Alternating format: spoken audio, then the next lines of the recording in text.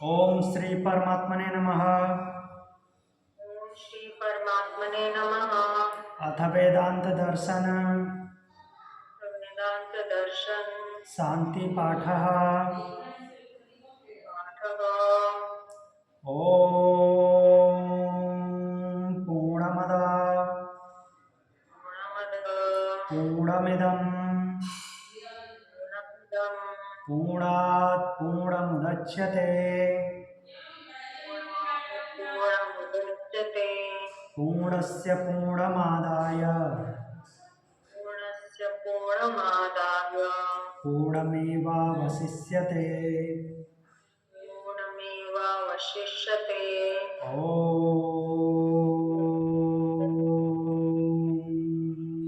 Shanti Shanti Shanti. Rub your both palms.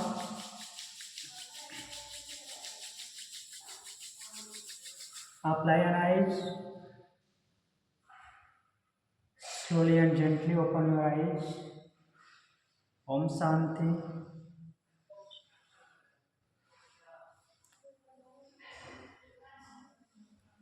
तो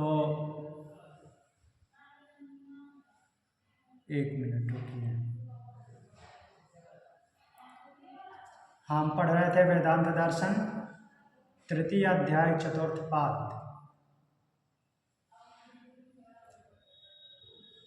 तो चतुर्थ पाद में हमने 37, 38 और 39 नंबर सूत्र कल देखे थे।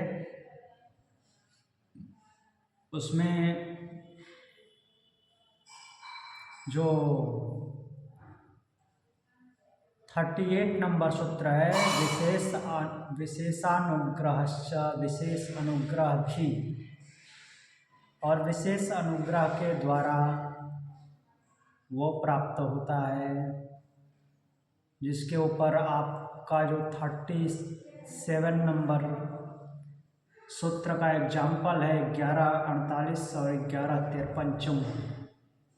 तो 11:48 अर्थात भगवद गीता के 11वें अध्याय विश्व रूप दर्शन योग के 48वें श्लोक के ऊपर आपका ऑब्जेक्शन है कि केवल कुरु प्रवीर को ही क्यों, यही ऑब्जेक्शन है ना। केवल कुरु प्रवीर को ही दर्शन क्यों मिलेगा और किसी को क्यों नहीं। तो चलते हैं कुरु प्रवीर पे।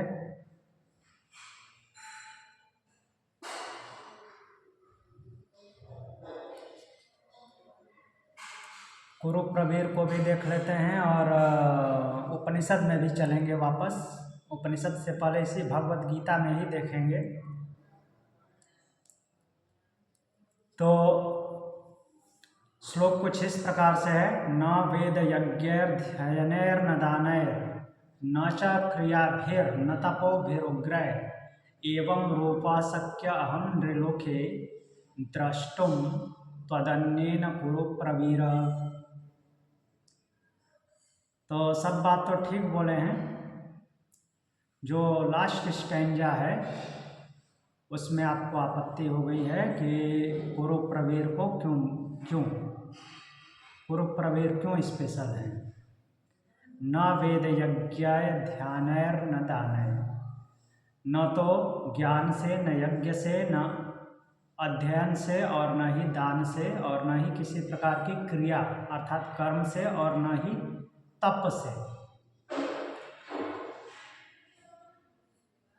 इन किसी भी प्रकार से ये कुछ भी कर लीजिए आप, बोल रहे हैं कि, और न ही उग्र तप से, तपो भिरुग्र त्वद अन्येन, तुम्हारे अलावा, अन्य तुम्हारे अर्थात तुम्हारे अतिरिक्त,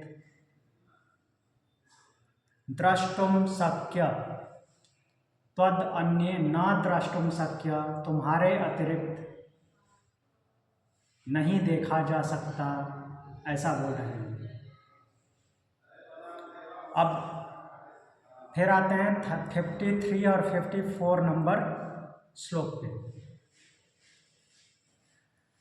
फिर वही बात यहाँ पे भी बोलते हैं ना हम वेदैर न तपसा न दानेन, वही बात बोल रहे हैं ना, न अहम, मैं नहीं,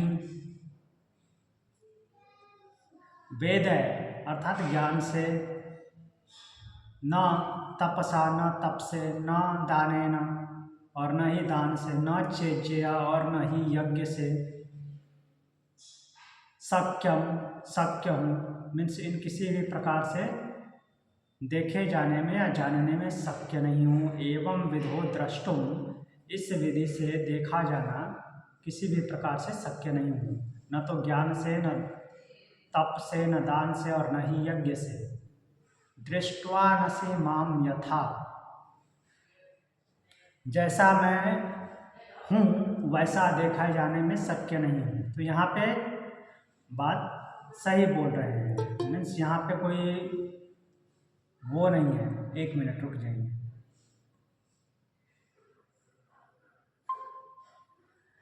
यहाँ पे कैटेगराइजेशन नहीं किया हुआ है, मीन्स किसी स्पेशल पार्टिकुलर का नाम लेकर के नहीं बोला है। फिर 53 में के बाद 54 जो बोल रहे हैं, 54 नंबर श्लोक में, भक्त्या त्वदन्या शक्य अहमेवं विदो अर्जुन, ज्ञातुम द्रष्टुम च तत्वेन प्रवेष्टुम च परंतप, हे परंतप, हे अर्जुन, परंतु अनन्य भक्त एवं विधा, इस प्रकार मुझे द्रष्टुम देखने में, तत्वेन ज्ञातुम तत्वरूपी तत्व से जानने में, च प्रवेष्टुम च शक्य, और मुझ में प्रवेश पाने में भी शक्य है। कौन? जो अनन्य भक्ति वाला है। तो ये दो श्लोक तो ठीक है, उपनिषद जैसी बात करते हैं। प्रॉब्लम है 48 नंबर में। तो 48 नंबर में देखिए, यहाँ पे जो विश्व रूप दर्शन कराया गया है वहाँ पे युद्ध क्षेत्र में, तो पहले विकराल मुख, मीन्स सब कुछ उसमें दिख रहा है, इस प्रकार का है। और ये विश्वरूप दर्शन पढ़ के हमको ऐसा लगता है कि ये सब कुछ फिजिकली हो रहा है। ऐसा है ना, फिजिकली भले ही ना हो, अर्जुन के लिए फिजिकली हो रहा है।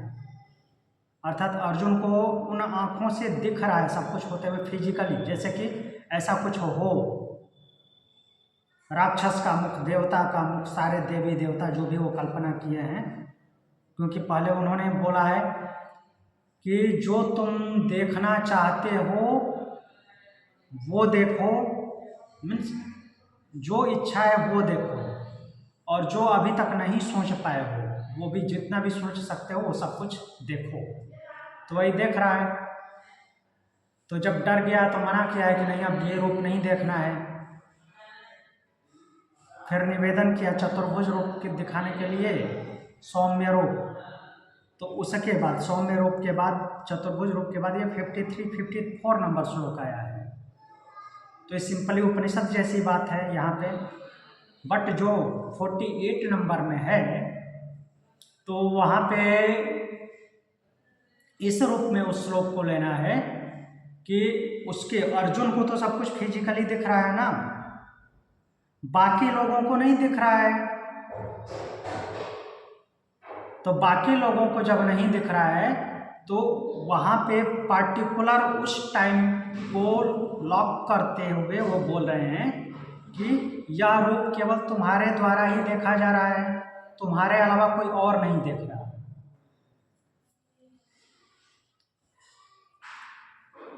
ये वहाँ पे ले सकते हैं कि यह जो रूप है जो तुमने अभी देखा है, अर्थात दिव्य दृष्टि देने के बाद तुमने जो अभी सब कुछ फिजिकली अनुभव किया है, ऐसा ऐसा मीन्स दिख रहा है, वो तुम्हारे द्वारा ही केवल देखा गया है, तुम्हारे अतिरिक्त और कोई नहीं देख सकता।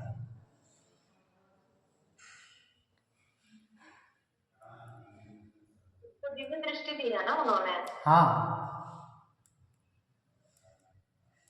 कैसे दिखेगा दूसरों को?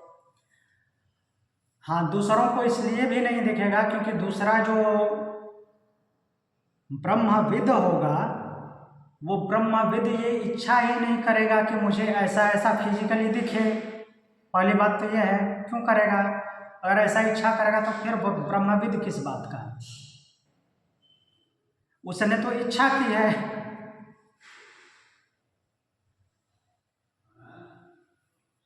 तो इसलिए उसको ऐसा दिखा है। तो ये वहाँ पे उसका भाव यही ले सकते हैं कि जो उसको फिजिकली वो सब कुछ दिखा है वो दूसरों को नहीं दिखेगा, और दिख भी नहीं रहा है। दूसरे को कहाँ दिख रहा है? वहाँ पे दूसरे को नहीं दिख रहा है। तो प्रॉब्लम है। हाँ तो प्रॉब्लम है। हाँ, वही तो प्रॉब्लम है। तो वही तो प्रॉब्लम है। तो वो ब्रह्मविद को वो प्रॉब्लम नहीं है ना। वो प्रॉब्लम तो उसको है जिसके अंदर कामना है कि दिखे मुझे। ब्रह्मविद को कामना ही नहीं होगी कि मुझे दिखे वैसा। ठीक है, चलिए अभी चलते हैं। हाँ, इसको और जस्टिफाई क्या करना है? जो 53 नंबर और 54 नंबर है यहाँ पे श्लोक वहीं से क्लियर हो गया, क्योंकि यहाँ पे किसी पार्टिकुलर व्यक्ति की बात नहीं की गई है 53 54 में। सेम इसी प्रकार का नचिकेता यमराज संवाद, जो नचिकेतोपाख्यान कठोपनिषद में है, वहाँ पे भी आता है। वहाँ पे चलते हैं। तो हम चलते हैं उपनिषद पे, कठोपनिषद पे।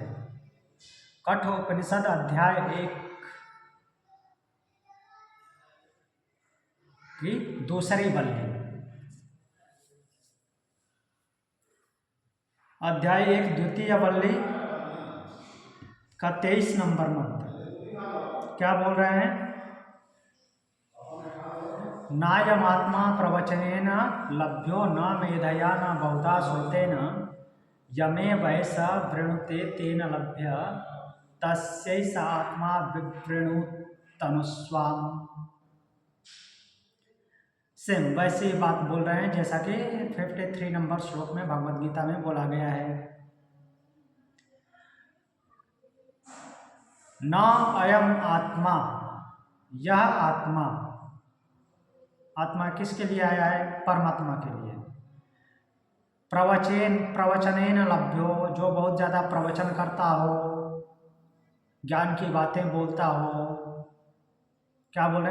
न अयम आत्मा प्रवचनेन लभ्यो, यह आत्मा प्रवचन करने से लभ्य नहीं होता, प्राप्त नहीं होता। यह जो परमात्मा है प्रवचन करने से प्राप्त नहीं होता। न मेधया, बहुत ज़्यादा ज्ञानी है, सोचता है कि मैं बहुत बड़ा ज्ञानी हूँ, परमात्मा को प्राप्त कर लूँगा, नहीं होता। न बहुना श्रुतेना, बहुत सारे उसकी बातें सुनने से भी नहीं होता। यमे वैसा वृणुते, यम एस वृणुते, जिसको यह आत्मा, एस मीन्स यह, कौन? आत्मा अर्थात परमात्मा, जिसको यह परमात्मा वृणुते वर्ण कर लेता है, तेन लभ्य, तेन लभ्य मीन्स उसको ही वह प्राप्त होता है। अब वर्ण करता है मतलब यहाँ पे भी विशेष अनुग्रह है।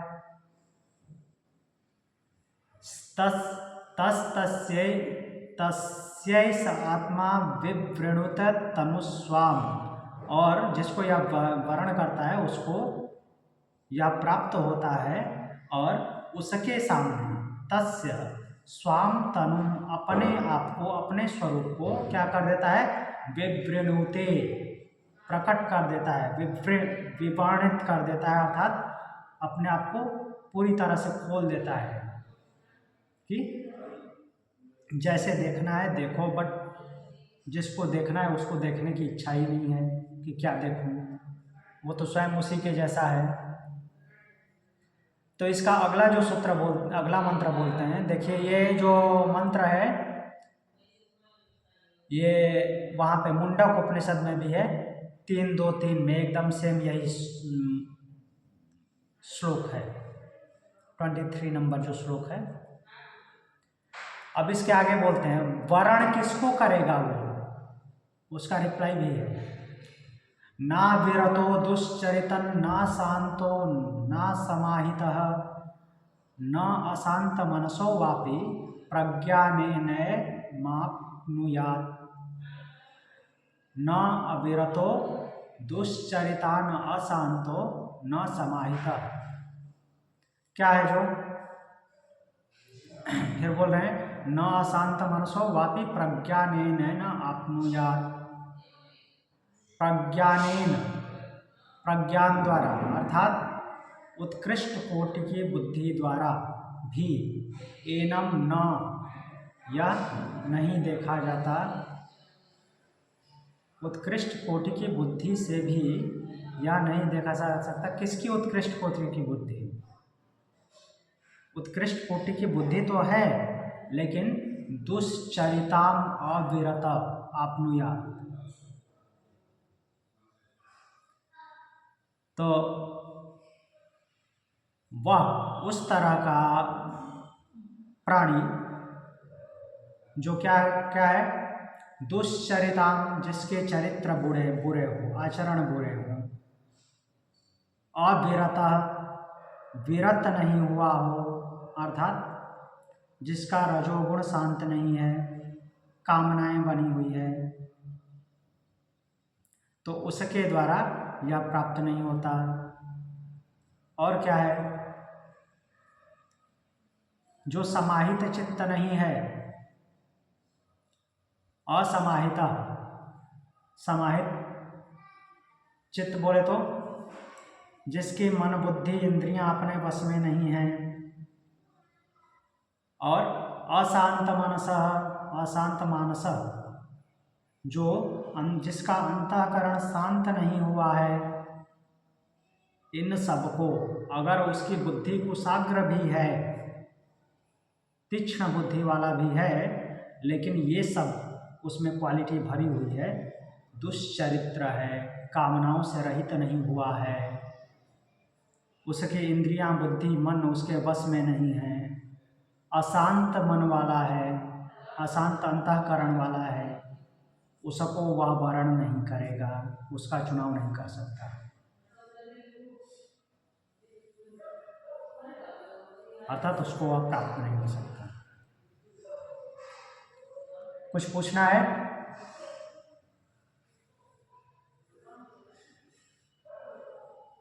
हेलो? नहीं? अशांत मन का क्या सर? हाँ, अशांत मानस, अशांत मानसा मीन्स जिसका अंतःकरण, मन, बुद्धि, अहंकार ये शांत नहीं है, सम स्थिति में नहीं आए हैं, अर्थात स्थित प्रज्ञ नहीं हुआ है,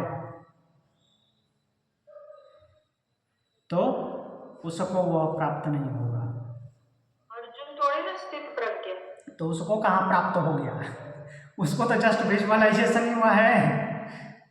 विजुअलाइजेशन में इनफ हुआ उसको। हाँ ठीक है, यहाँ पे बात ब्रह्म प्राप्ति की है ना। अभी चलिए चलते हैं हम यहाँ पे ब्रह्म सूत्र पे। हाँ, और दूसरी बात, एक और कॉन्सेप्ट क्लियर रखना है। ब्रह्म, परमात्मा, ईश्वर, भगवान ये सब शब्द आते हैं, तो कहाँ पे किसका यूज हुआ है, होता रहा है, और नॉर्मली कैटेगराइजेशन कैसे? जो भगवान शब्द है, भगवान शब्द पहले किसी भी श्रेष्ठ के लिए, उत्कृष्ट क्वालिटी, उत्कृष्ट कोटि का जो साधक है, बहुत सम्मानित है, उन सबके लिए भगवान शब्द यूज होता था।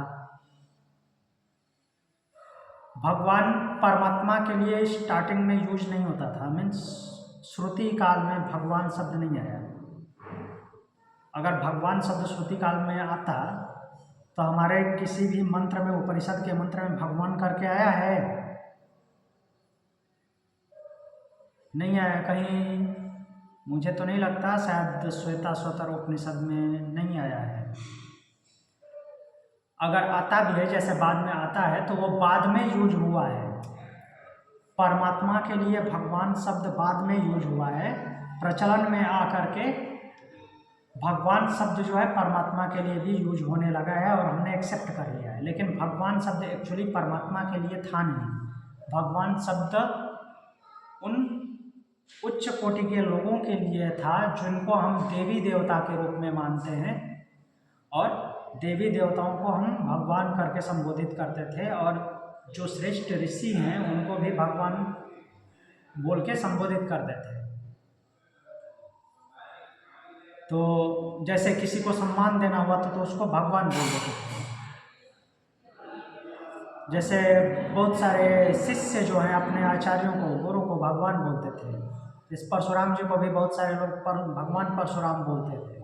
उनके जो वाल्मीकि जी हैं, जो रामायण के रचनाकार हैं, तो उनके शिष्य उनको भगवान बोलते थे। खुद उनके राम के पुत्र लव कुश भगवान वाल्मीकि बोलते थे। तो रिस्पेक्ट के लिए भगवान शब्द का यूज होता है, बहुत हायर लेवल का, मीन्स सुप्रीम लेवल का रिस्पेक्ट, जो भगवान के जस्ट नीचे लोग होते थे तो उनके लिए भगवान शब्द का यूज होता था। बाकी परमात्मा और ईश्वर शब्द जो है वो ब्रह्म के लिए यूज होता था। परमात्मा, ब्रह्म, ईश्वर। परमात्मा तो स्वाभाविक से परम आत्मा, सुप्रीम सोल, उसके ऊपर कोई है नहीं, तो उसी के लिए यूज होगा। ईश्वर उसके लिए यूज होता था। योग दर्शन में भी हुआ है, योग दर्शन में आया है, क्लेश कर्म विपाका से अपरामृष्ट पुरुष विशेष ईश्वर। जो क्लेश कर्म विपाक इन सबसे परे है, अपरामृष्ट है, वह पुरुष विशेष अर्थात वह विशेष प्रकार की आत्मा ईश्वर है, उसी के लिए आया है। बट भगवान शब्द जो है उसके लिए बाद में यूज होने लगा है। जो हमारी आदत पड़ गई है ना, लोग पूछते हैं कि कौन से भगवान को मानते हो? राम भगवान को मानते हो, हनुमान जी को? तो वो एक्चुअली उनको खुद नहीं पता है कि मैं ऐसे बोल करके क्या अलग अलग देवी देवताओं को पूछ रहा हूँ या परब्रह्म के बारे में पूछ रहा हूँ। परब्रह्म तो एक ही है, उसमें कौन से बोलने की क्या ज़रूरत है? वो तो अलग अलग डिवाइड हो ही नहीं सकता। तो उसके दिमाग में तो वो अलग भगवान, अलग ब्रह्म के लिए पूछ रहा है, जो कि हो नहीं सकता। लेकिन उसको खुद को नॉलेज नहीं है कि किस भगवान बोलने का मतलब कि किस डाइटी, किस देवता के बारे में पूछ रहा है, कि किस देवता को ज़्यादा सम्मान देते हो आप। तो भगवान से जो संबोधन करके लोग पूछ लेते हैं कि कौन से भगवान को मानते हो, तो भगवान उनके दिमाग में हाँ ऐसा ही चलता है कि भगवान मतलब कि सुप्रीम अथॉरिटी। बट वास्तव में वो भगवान कौन से भगवान बोल करके कौन से डाइटी को पूछ रहे हैं, कि कौन से देवता को मानते हो आप, कौन से देवता की उपासना करते हो।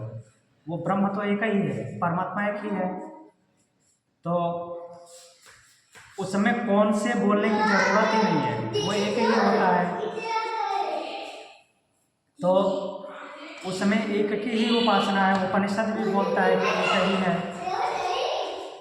तो इस तरह से ये कॉन्सेप्ट क्लियर होना चाहिए कि कोई कौन सा बोल के पूछता है कि किसकी उपासना करते हो, अर्थात उपासना तो वैसे उपनिषद के अनुसार ब्रह्म की होगी। अगर किसी को माध्यम भी बनाते हो तो ब्रह्म की उपासना है। बट कौन से भगवान करके कोई पूछता है तो भले उसके दिमाग में वो कौन से ब्रह्म की बात कर रहा हो, ऐसा उसको ज्ञान खुद से ही उसको ज्ञान नहीं है। वास्तव में वो किस देवता को पूछते हो, किस देवता की आराधना करते हो, ऐसा उसका पूछने का भाव होता है। ब्रह्म एक ही है, ब्रह्म अलग अलग नहीं हो सकता। जब हम खुद ही उसको परमात्मा बोलते हैं, वो परम आत्मा है, तो जो परम है वो दो कैसे हो सकता है? परम तो एक ही होता है।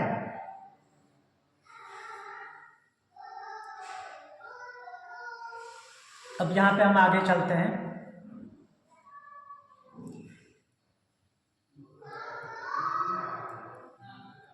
और किसी को कुछ पूछना है?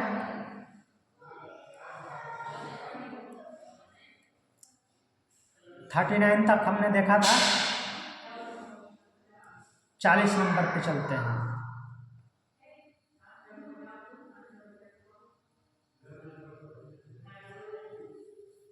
40 नंबर से पहले हम संबंध देख लेते हैं क्या है। तो यहाँ पे बोला जा रहा है कि इस प्रकार उपासना विषयक श्रवण कीर्तन आदि विशेष धर्मों का महत्व दिखलाया गया है, अर्थात कुल मिलाकर के उपासना का महत्व दिखलाया गया है। यही हमने पढ़ा ना, अनुष्ठान करके उस ब्रह्म को नहीं प्राप्त किया जा सकता। ऐसा नहीं कि अनुष्ठान करके नहीं प्राप्त ही नहीं किया जा सकता, अनुष्ठान कीजिए, अनुष्ठान के साथ साथ उसका भाव बना रहना चाहिए, तभी वो प्राप्त होगा। अनुष्ठान न करके भी उसका भाव बना रहेगा, मीन्स उसकी उपासना आपके मस्तिष्क में बनी रहेगी, तो भी आप प्राप्त कर सकते हो। उसमें अनुष्ठान का कोई महत्व नहीं है, विशेष महत्व की बात नहीं, महत्व ही नहीं है। आप अनुष्ठान करते हो तो आपकी विचारधारा अच्छी बनी रहती है, इतना महत्व है। ये नहीं कि अनुष्ठान किए हो और उसका ध्यान है नहीं तो आपको वो प्राप्त हो जाएगा, ऐसा नहीं है। ऐसे बहुत सारे लोग हैं अपने मीन्स दिखावे के लिए यज्ञ करवाते हैं, तो उससे क्या उनको ब्रह्म प्राप्त हो जाएगा? नहीं होगा। खुद की वैसी भावना होनी चाहिए। हाँ, वो अच्छी बात है, ये नहीं बोला जा रहा है कि अनुष्ठान करना बुरा है।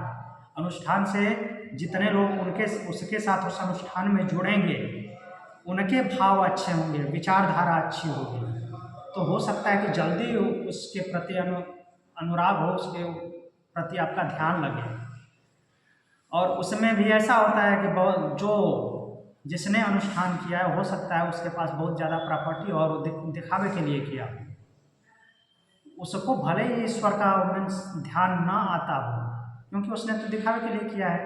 बट उसमें उस यज्ञ में जितने भी लोग इन्वॉल्व होते हैं, उनमें बहुत सारे लोगों का परमात्मा में ध्यान कहीं उससे ज़्यादा लग जाता है। ऐसा भी है ना, क्योंकि वो उसी भाव से भावित हैं, भले वो अनुष्ठान करवाने वाला उस भाव से भावित हो या ना हो।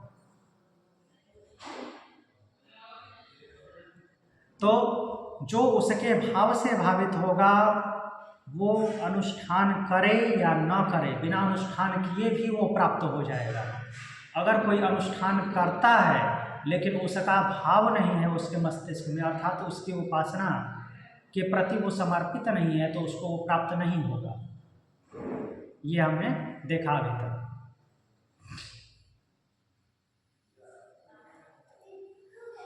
तो अब आगे बोल रहे हैं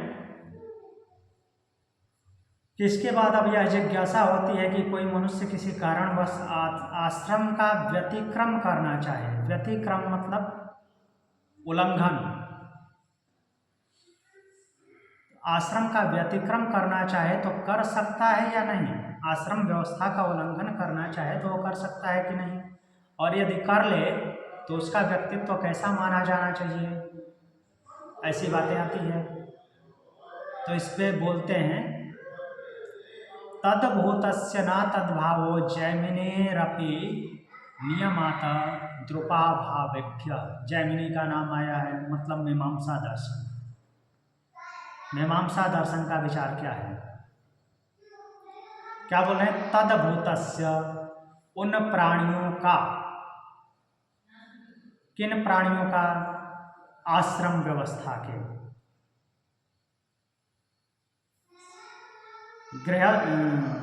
ब्रह्मचर्य, गृहस्थ, वानप्रस्थ, संन्यास,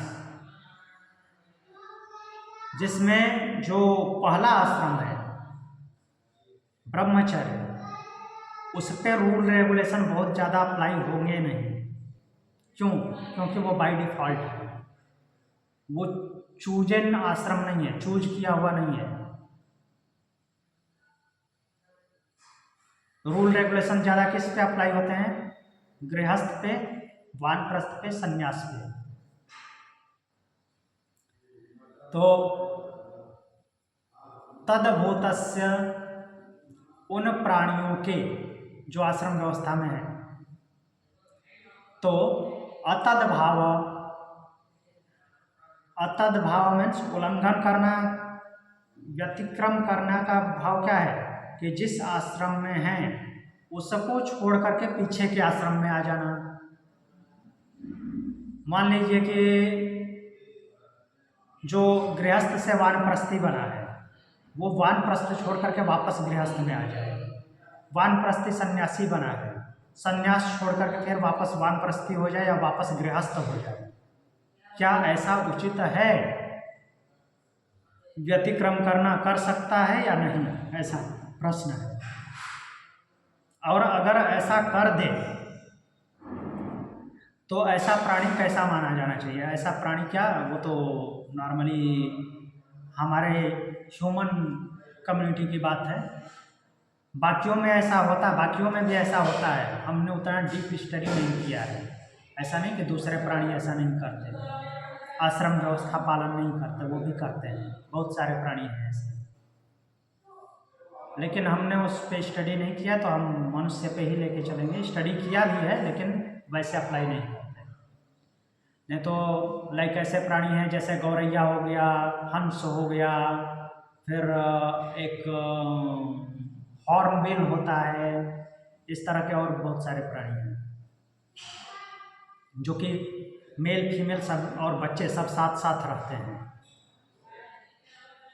और भरण पोषण की जिम्मेदारी जो होती है वो मेल पे होती है।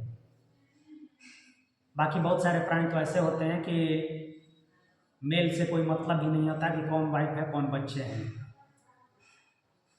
तो उसको खुद को ही नहीं पता। भरण पोषण की बात तो दूर है। तो यहाँ पे आते हैं कि अगर ऐसा कोई व्यतिक्रम करता है तो वो कर सकता है या नहीं। पहली बात तो ये है, अगर कर दिया तो ऐसे व्यक्तित्व को कैसा माना जाना चाहिए। तो आचार्य जैमिनी कहते हैं कि जो मीन्स इस प्रकार के जो आश्रम व्यवस्था में रहते हैं ऐसे प्राणियों का अतद भाव उसे छोड़ करके पीछे वाले से भावित हो जाना, अर्थात वापस रिवर्स पीछे वाले आश्रम में लौट आना, न, ऐसा नहीं हो सकता। क्यों नहीं हो सकता? नियमात द्रुपाभावेभ्य, क्योंकि नियमों में ऐसा करने की व्यवस्था नहीं है। नियमों में बोले तो श्रुति का ही लेंगे, श्रुति में ऐसा कहीं बोला ही नहीं गया है कि वो पीछे आ सकता है। और भी देखेंगे क्यों नहीं है। नियमात द्रुप अभावेभ्य, नियम में अर्थात श्रुतियों में इस बात का अभाव है कि वो पीछे लौटे, पीछे नहीं लौट सकता। अब तो देखते हैं, श्रुति में जो आश्रम बदलने का जो क्रम कहा गया है वो इसके विपरीत है, अर्थात जो जिस आश्रम में है उससे आगे वाले आश्रम में जाएगा, पीछे नहीं लौटेगा।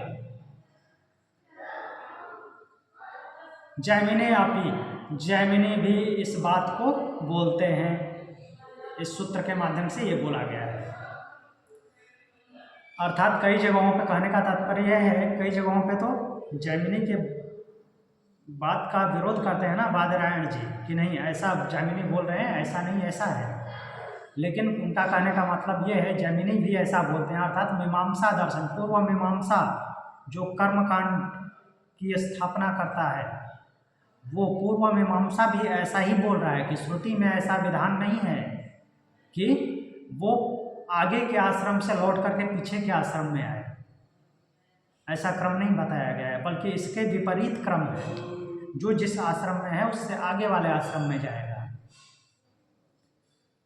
तो ठीक है, पहली बात का तो आंसर मिला कि यदि कोई व्यतिक्रम करना चाहे तो कर सकता है कि नहीं, तो बोल रहे हैं नहीं कर सकता। क्यों नहीं कर सकता? पहले इसको एक्सप्लेन कर लेते हैं, देखते हैं। देखिए, श्रुति में जो बोल रहे हैं कि इसके विपरीत है कि जो जिस आश्रम में उसके अगले आश्रम में जाएगा, या उससे डायरेक्ट सुपीरियर भी ऊपर संन्यास में सीधे जा सकता है। इसके लिए हमने पहले भी ये देखा था, जिसका एग्जाम्पल लिया गया है, ये मंत्र हमने पहले भी देखा था। तो देखिए क्या है कि जो चतुर्थ आश्रम ग्रहण कर चुका है अर्थात संन्यासाश्रम। संन्यास आश्रम जो ग्रहण कर चुका है वह फिर से गृहस्थ आश्रम में नहीं लौट सकता। यह शास्त्र सम्मत नहीं है, उचित नहीं है। इसी प्रकार जो वानप्रस्थी है वो भी गृहस्थ में वापस नहीं आ सकता। किसी की इच्छा हुई कि नहीं वानप्रस्थी नहीं रहना है, सन्यासी नहीं रहना है, मुझे गृहस्थ अच्छा लगता है, गृहस्थ में ही जाऊंगा, नहीं जाएगा। क्यों नहीं जाएगा उसको आगे अभी एक्सप्लेन करेंगे।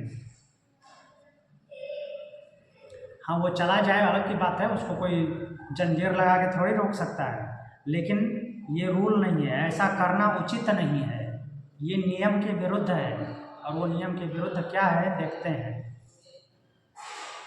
तो पुनः वापस लौटने का स्मृति में, श्रुति में और स्मृति में दोनों जगह निषेध है। तो पहले हम यहाँ पे श्रुति ही देखते हैं। जो आश्रम बदलने का क्रम श्रुति में बताया गया है वो इस प्रकार से है। क्या है? ब्रह्मचर्यम परिसमाप्य गृही भवेत्। ब्रह्मचर्य को समाप्त करने के बाद उसको क्या बनना है? गृही भवेत्, गृहस्थ आश्रम में जाना है। गृही भूत्वा वनी भवेत्, गृही होकर के जब गृहस्थ समाप्त हो जाए तो उसके बाद, अर्थात गृहस्थ आप सोच रहे हैं कि अब गृहस्थ में नहीं रहूँगा, इससे आगे बढ़ूँ, तो वनी भवेत्, वानप्रस्थी बनना है। वनी भूत्वा प्रव्रजेत्, और वनी होकर के फिर उसकी समाप्ति के बाद क्या करना है? प्रव्रजन करना है, निकल जाना है, घूमना करना है। तो घूमने वाले को क्या बोलते हैं? सन्यासी। जिसका किसी चीज़ से कोई मतलब न रहे, भले ही वो शरीर से स्थायी कहीं रहे, लेकिन उसका किसी और से कोई लेना देना नहीं होता। तो प्रव्रजेत, प्रव्रजन करें। यदि वेतरथा ब्रह्मचर्याद एव प्रव्रजेत गृहाद वा वनाद वा, और यदि क्या होगा? वे इतरथा, इसके अलावा और क्या होगा कि प्रव्रजित, वो प्रवचन कर सकेगा। ब्रह्मचर्याद एवं प्रव्रजित, वह सीधे ब्रह्मचर्य से ही क्या कर सकता है? प्रव्रजन कर सकता है, अर्थात संन्यास में जा सकता है। गृहाद वा वनाद वा, या फिर गृहस्थ में हो या फिर वानप्रस्थ में हो, किसी भी आश्रम से सीधे संन्यास में जा सकता है। कब? जब वो क्या हो जाए कि जहाँ पे उसका वैराग्य उत्पन्न हो जाए, तो वहाँ से हो जा सकता है। लेकिन दूसरी बात यह है कि श्रुति में ये भी बताई गई है, अपने कर्तव्य को छोड़ के नहीं भागना है। ये नहीं कि किसी के पालन पोषण भरण पोषण की जिम्मेदारी ले रखी है, वहीं पे वैराग्य हो गया मैं तो संन्यास में चलता हूँ, नहीं। वो आपका स्वधर्म कौन करेगा? स्वधर्म भी पालन करना है।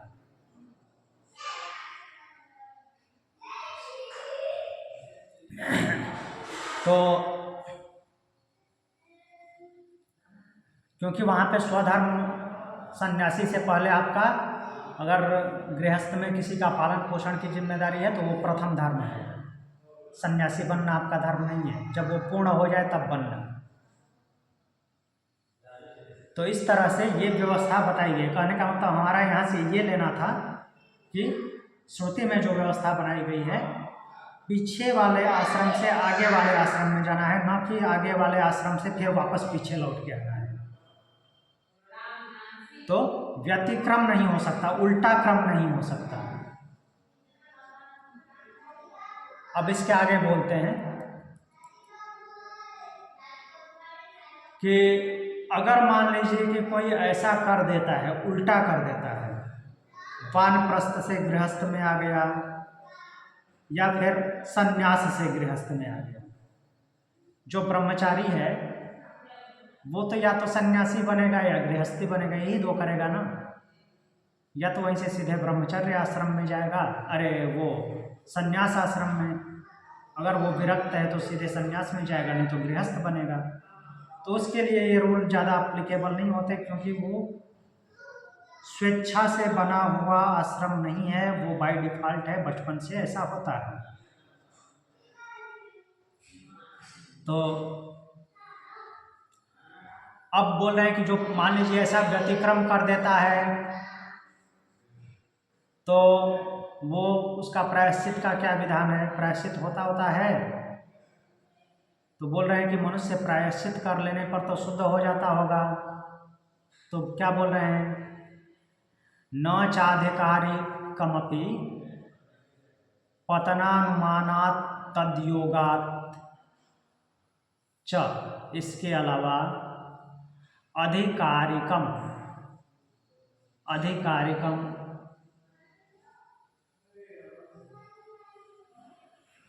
तो बोला गया है कि अधिकारी जो है किसका, प्रायश्चित का, अपि न, वह भी उसके लिए नहीं है। ये प्रायश्चित का अधिकार किसके लिए है, जो बाय डिफ़ॉल्ट है उसके लिए, अर्थात जो स्वेच्छा से स्वीकार किया गया आश्रम नहीं है, अर्थात अपने आप उस आश्रम में रहता है प्राणी। कौन, बालक ब्रह्मचर्य आश्रम में रहता है। तो अगर उससे कोई गलती हो जाती है, उस आश्रम की मर्यादा का उल्लंघन करता है, तो उसके प्रायश्चित का विधान है।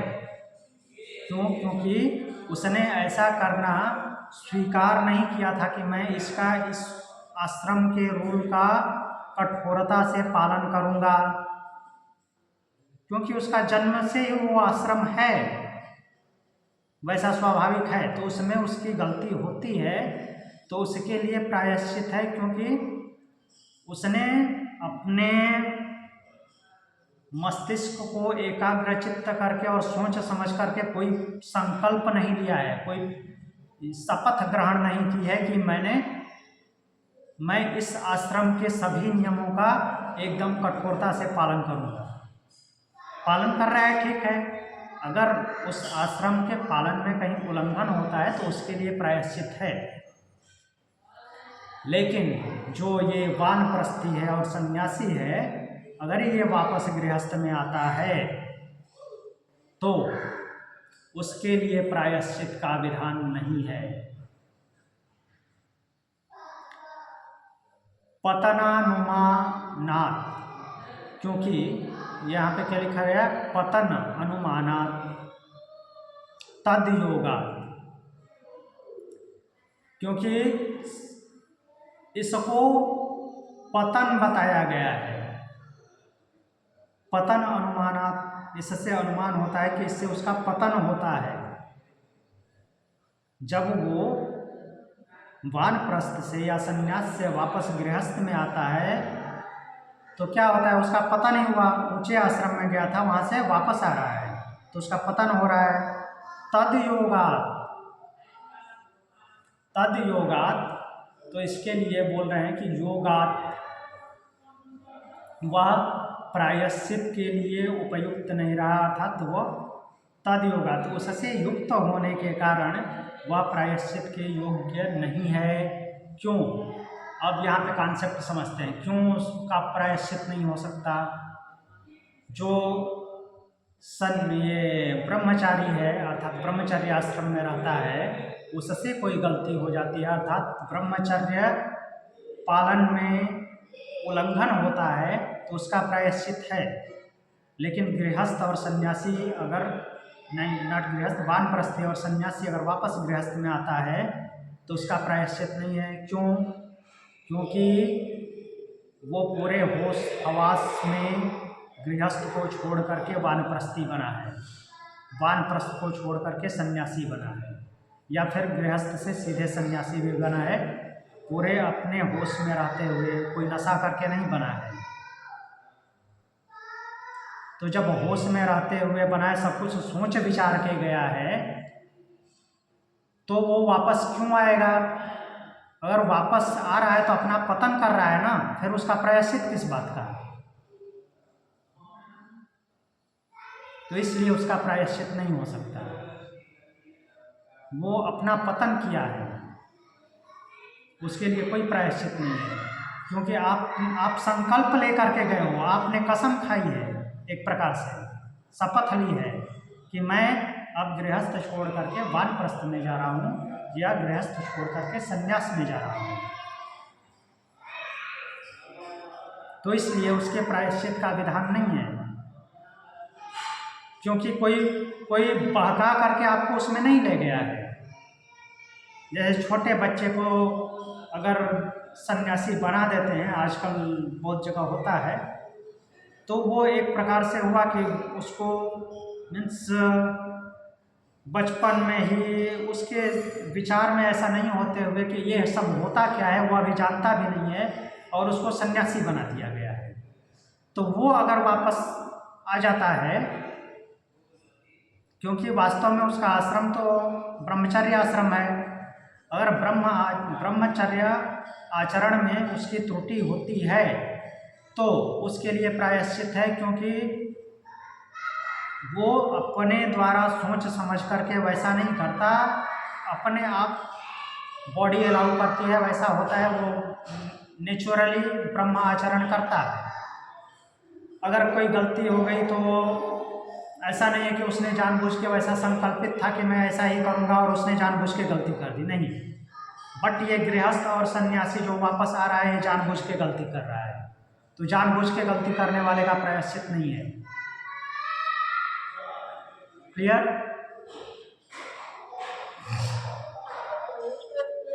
आपको पता होगा, पढ़ा होगा आपने, हाँ बोलिए। ज्ञानेश्वर के बारे में पढ़ा होगा ना आपने? हाँ। उनके पिताजी ऐसे ही वापस लौटे थे ना, उनके गुरु ने शायद उनको वापस भेज दिया। हाँ। जाओ अपना कर्तव्य निभाओ, क्योंकि तुम्हारी पत्नी है और वो दुखी है, इंतजार कर रही है, तो वापस भेजना। तो फिर वो वापस आया, फिर बाद में ये सब बच्चे हुए उनके। ओके। ऐसा हुआ। हाँ लेकिन तो वो थे, उन्होंने उनको पनिशमेंट दिया उनकी पत्नी को कि तुम दोनों जब ये जल समाधि लोगे तब हम तुम्हारे बच्चों को एक्सेप्ट करेंगे। तो फिर उन दोनों ने जल समाधि ली। ओके। हाँ, बट वहाँ पे वो क्या है कि वो स्वधर्म छोड़ के गए थे। हाँ, वो स्वधर्म छोड़ कर नहीं जाना है। तो अब इसका हाँ देख लेते हैं और क्या क्या है। अभी वैसे एक्सप्लेन तो कर दिया। देखिए यहाँ पे क्या लिखा हुआ है, ब्रह्मचर्य आश्रम में यदि ब्रह्मचारी का व्रत भंग हो जाए तो स्मृति में या फिर श्रुति के अनुसार उसका प्रायश्चित बताया गया है। स्मृति में इसका यहाँ पे स्मृति का एग्जाम्पल दिए हैं, मनुस्मृति 2:181। और क्या, तो इस तरह से वहाँ पे प्रायश्चित बताया गया है। लेकिन वानप्रस्थी और गृहस्थ का जो है उसका प्रायश्चित नहीं है,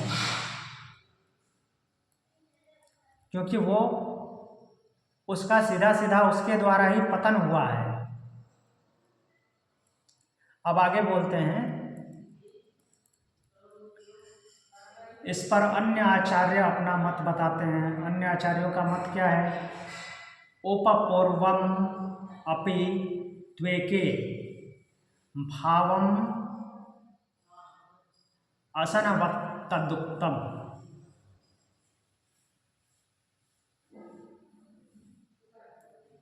तो यहाँ पे बोल रहे हैं बाकी जो अन्य आचार्य हैं जो इस विचारधारा के से अलग मत रखते हैं, उनका क्या मानना है,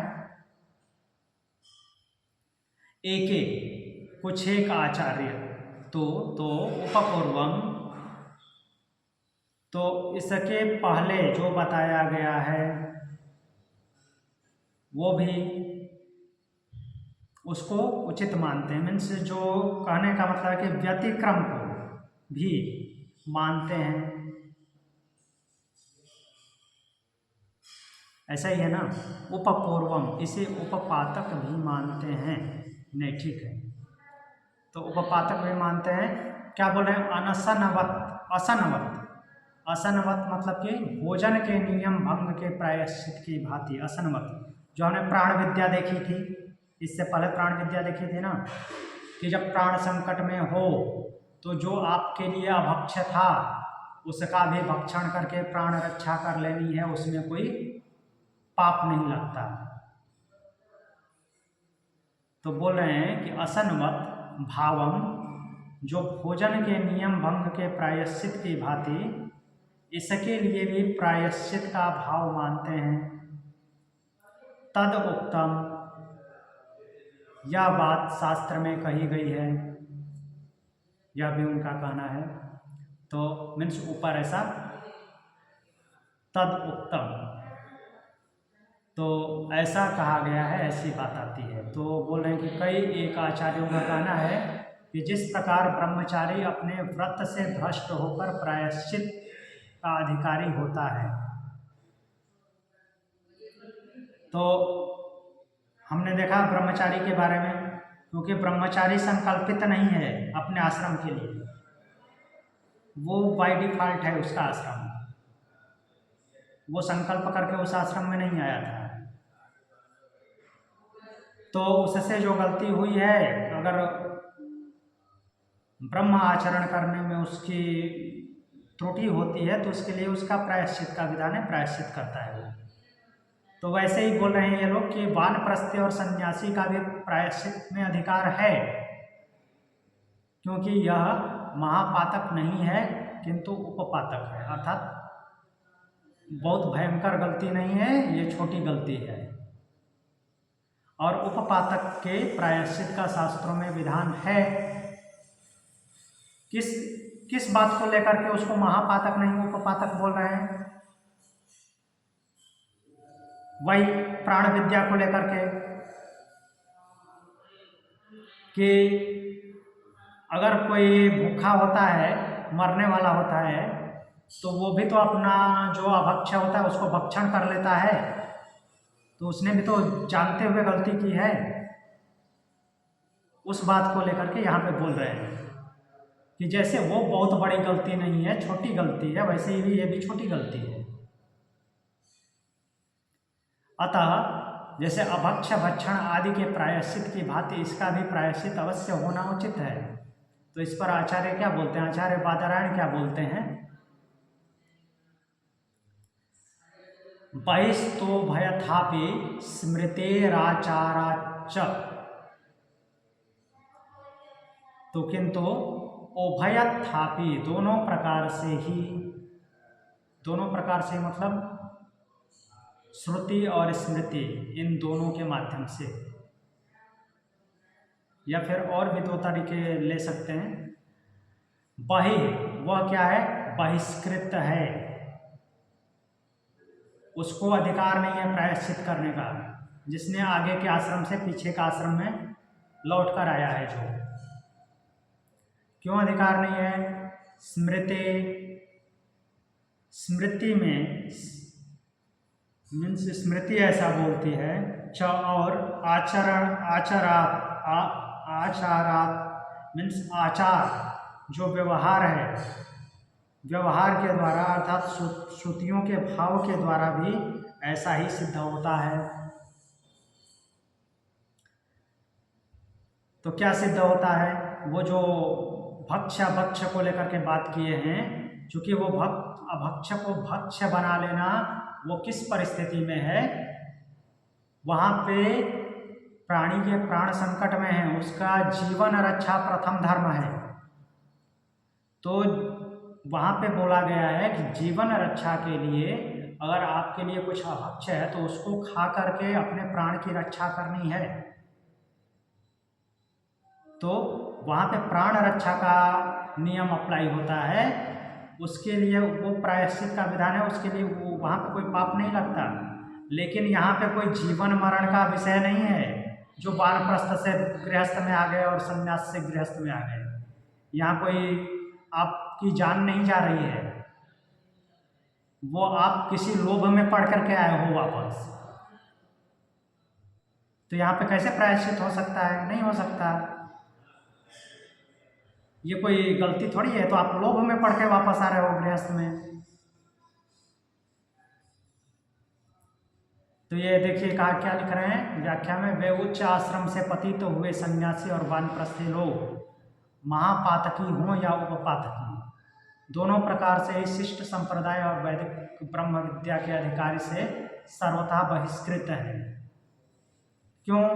क्योंकि वो उन्होंने समदम का त्याग कर दिया, समदम तितिक्षा का त्याग कर दिया, तभी तो वापस आए। उनके अपने इंद्रियों पे नियंत्रण ही नहीं है।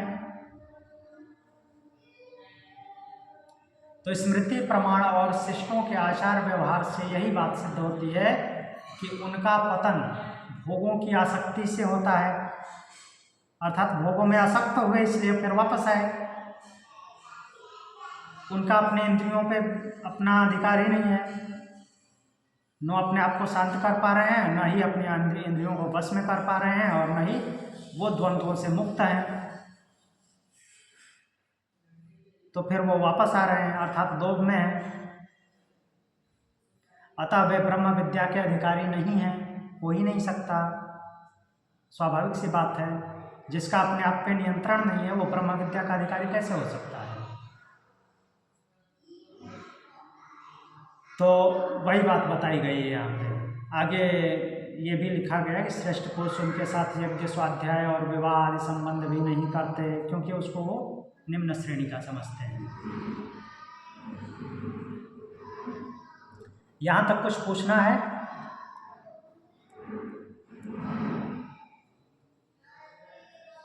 नहीं? ठीक है, तो आज की कक्षा यहीं पे पूर्ण करते हैं।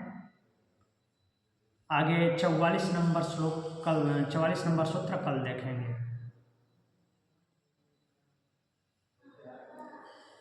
ओम शांति।